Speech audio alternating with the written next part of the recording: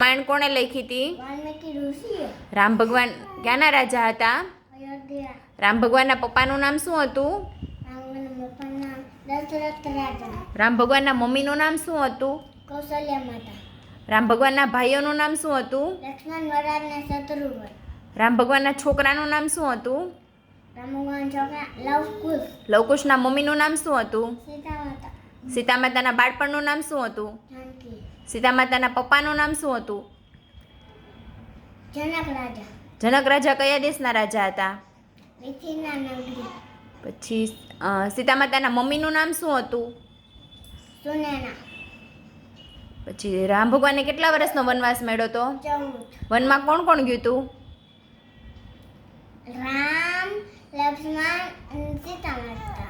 પછી વનમાં એઠા બોર કોને ખવડાવ્યા હતા રામ ભગવાનને? સબરી. પછી સીતા માતાનું અપહરણ કોને કર્યું હતું? રાવણ. અને વનમાં એ લોકો ક્યાં રોકાયા હતા? ચિત્રકૂટ. પછી રાવણને કેટલા માથા? 10. રાવણ ક્યાંનો રાજા હતો? લંકા. પછી રાવણની પત્નીનું નામ? મંદોદરી. રાવણની બેનનું નામ? સુમનહા. રાવણના ભાઈનું નામ? કુંભકર્ણ. રામના. રાવણના ભાઈનું નામ? રાવણના. કુંભકર્ણ ને વિભીષણ. પછી રાવણના પુત્રનું નામ? રાવણના પુત્રનું નામ મેઘનાથ. મેઘનાથનો વધ કોણે કર્યો હતો? મેઘનાથનો વધ લક્ષ્મણ ભૈયા. પછી સૂર્પનખાનું નાક કોણે કાપી નાખ્યું હતું? લક્ષ્મણ ભૈયા. પછી રાવણનો વધ કોણે કર્યો હતો? રાવણનો વધ રામ ભગવાન. પછી રામ ભગવાનને એક પરમ ભક્ત હતા, એનું નામ શું હતું? હનુમાન. હનુમાનજીનું બાળપણનું નામ શું હતું? મારુતિ. હનુમાનજીના પપ્પાનું નામ શું હતું?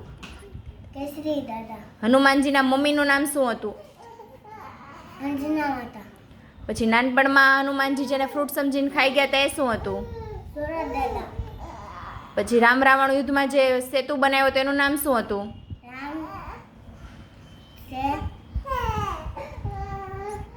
રામ સેતુ પુલ. પછી એ જે પથ્થર હતા રામ સેતુ પુલમાં, એ પથ્થર ઉપર શું લખ્યું હતું? રામ રામ